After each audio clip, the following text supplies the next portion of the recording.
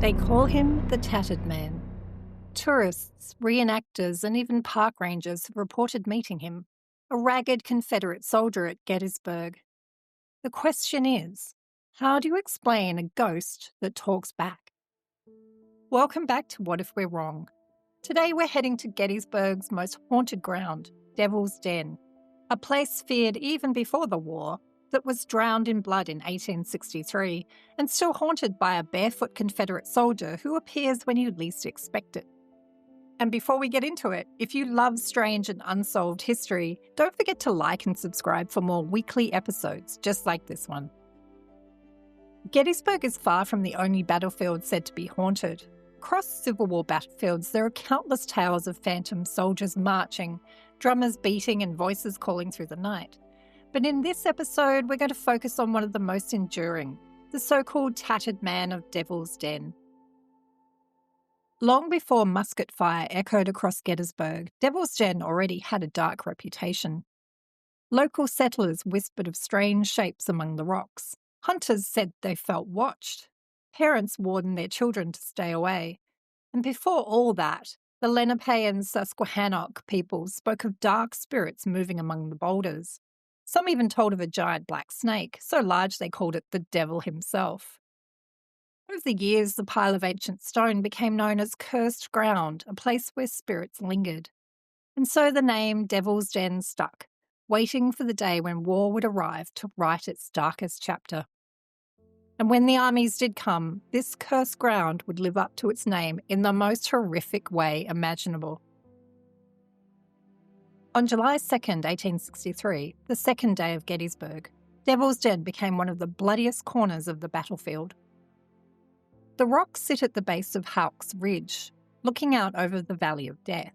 Just beyond rises Little Round Top, high ground the Union Army couldn't afford to lose.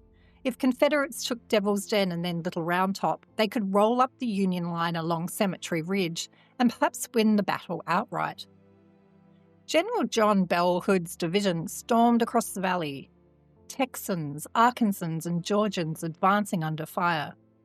Waiting for them were General Hobart Ward's brigade, New Yorkers, Pennsylvanians and Mainers, backed by Union sharpshooters hidden among the rocks. The fight descended into chaos. Rifles cracking, cannons roaring, men clashing with bayonets in the gullies. Bodies piled up in the crevices and blood ran between the boulders. By late afternoon, the Confederates had seized Devil's Den and even turned captured Union guns against Little Round Top. But that was as far as they got. Union reinforcements rushed in and held the heights. The line bent, but it didn't break. Gettysburg and maybe the war itself turned on that stand. And while the fighting finally ebbed, Devil's Den became an open grave. Corpses lay in the July sun for days. Some were never properly recovered, left in the clefts of rocks where they'd fallen. War photographers soon arrived, sometimes dragging bodies into positions for their lenses. The most famous image, Home of a Rebel Sharpshooter by Alexander Gardner, showed a Confederate soldier slumped against a stone wall, now believed by some historians to be John Rutherford Ashe of the 2nd Georgia Infantry. With so many left unburied, it's little wonder Devil's Den gained its chilling reputation. Even in death, the men of that battlefield were impossible to forget. Their final moments frozen in photographs that shaped how the world would remember them. But history wasn't the only thing left behind.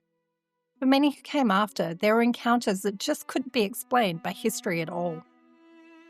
Among all Gettysburg's ghost stories, Devil's Den has one of the most persistent. Witnesses describe the figure of a Confederate soldier, dishevelled, shoeless, and sometimes in a floppy hat. Unlike wisps or shadows, from witness accounts, this man actually interacts with people. He speaks and gives directions, and then he vanishes. Mark Nesbitt, a former Gettysburg park ranger who later published the Ghosts of Gettysburg series, collected dozens of accounts of the Tattered Man. One woman told him she'd been climbing the rocks when she felt a hand grab her ankle. She looked down to see a soldier in grey staring up before vanishing into the fissures. Another account Nesbitt recorded came from a visitor lost in the boulders during the mist. A ragged man appeared, pointed and said, What you're looking for is over there. When she turned back, he was gone. Every account describes the same figure, barefoot, ragged, and out of place. And Devil's Den isn't the only place touched by him. Just beyond lies a field where the strangeness deepens. Just beyond Devil's Den lies the triangular field, another patch of haunted ground. Here, visitors report phantom gunfire, drum beats and shouts on the wind. Cameras fail and batteries drain. Photographs come back corrupted or show pale figures no one remembers seeing. Even park rangers admit how often equipment fails here. To many, it feels as though the land itself refuses to be recorded. And yet, perhaps the strangest account of all isn't about equipment. It's about a man who hands you something solid. On the Civil War Talk forum, a reenactor named Robin Futcher Seaborn described attending the 130th anniversary in 1993. She wrote of seeing a ragged Confederate in full detail, filthy, barefoot, every button visible. When she turned to point him out to others, he was gone. Stories like hers attached to named witnesses stand apart from the more folkloric tale of the 1993 Gettysburg film shoot, where extras claimed a ragged old man appeared, handed them a cartridge, and disappeared. The rounds, they said, turned out to be authentic Civil War ammunition, but no production records or named participants have ever confirmed that account. It survives only in retellings, a legend layered onto the battlefield's ghost lore. So what explains Devil's Den? Skeptics will point to acoustics and atmosphere. The rocks throw sound in strange directions, while mist, fatigue, and suggestion fill in the rest.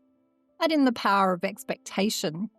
The tourists arriving already primed with ghost stories, and you have a recipe for eerie experiences that feel all too real. And then there's the truly fascinating stone tape theory, first suggested in the 1970s. It claims that moments of extreme emotion, terror, violence, or death can imprint themselves onto the environment, like a recording on magnetic tape. Under the right conditions, that recording might play back, not a conscious ghost, but an echo of the past replaying itself.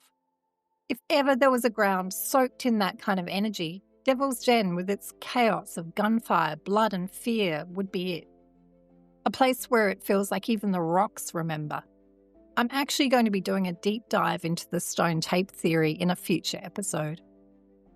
And finally, of course, there are time slips. Unlike ghostly echoes, time slips suggest something even stranger. That the past itself still runs parallel to us, occasionally brushing against our own.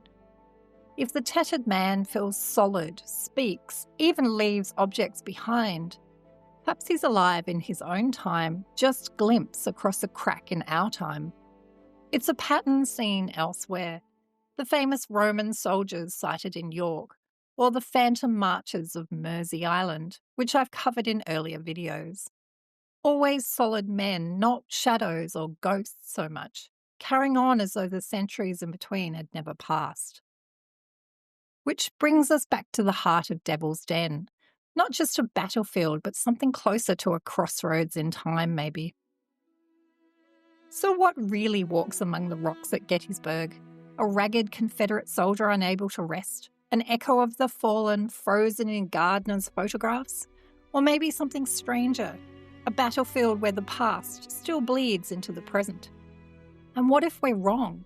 What if the tattered man isn't a ghost at all, but a living soldier? Still marching, still fighting, unaware that nearly 2 centuries have passed.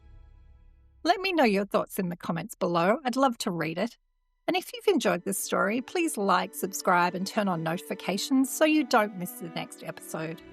And for those of you who want to go even deeper, channel memberships are now open, with bonus early access to videos, membership badges, and even emojis. You'll find the join button below. I'll see you next time.